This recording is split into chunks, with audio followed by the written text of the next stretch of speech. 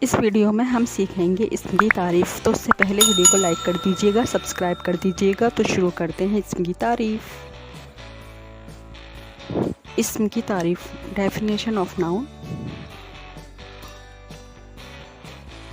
اسم وہ لفظ ہے جس میں کسی خاص چیز کے نام کا پتہ چلے۔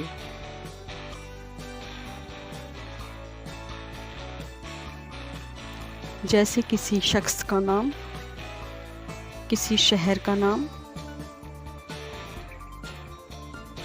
یا کسی چیز کے نام کو اسم کہتے ہیں۔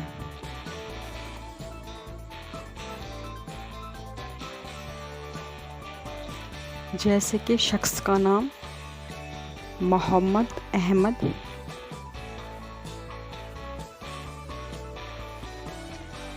شہر کا نام Delhi Agra,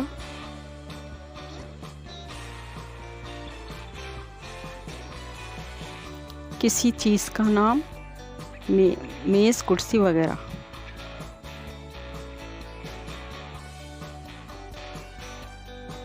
thanks for watching. Like, subscribe, share.